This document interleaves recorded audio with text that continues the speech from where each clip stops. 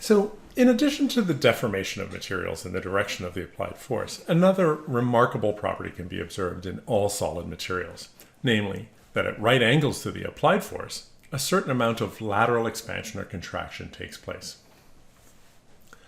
If a solid body is subjected to an axial tension, it typically contracts laterally, and if it is subject to an axial compression, it quite often expands laterally or squashes out. There are rare materials that are auxitic, and that is to say that they have a negative Poisson's ratio. We won't be considering them in this course. Lateral deformations, just like axial deformations, can be divided through by their original length, and thus referred to by the strains that make them up. Thus we can get the term lateral strains, as we have longitudinal strains. Experiments show that lateral strains bear a constant relationship to the longitudinal or axial strains caused by an axial force, provided the material remains elastic.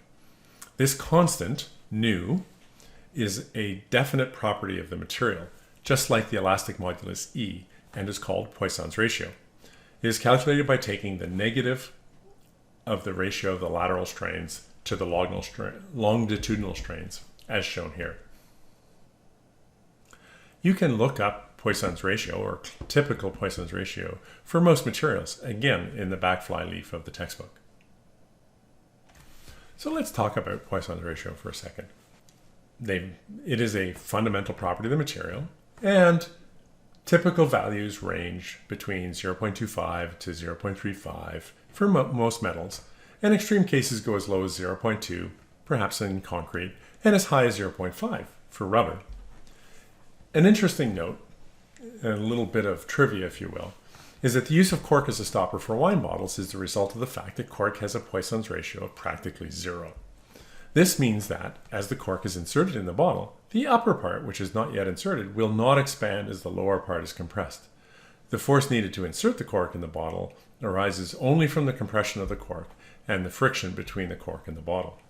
If the stopper were made out of rubber, however, with a Poisson's ratio of around 0.5, there would be a relatively large additional force required to overcome the expansion of the upper part of the rubber stopper.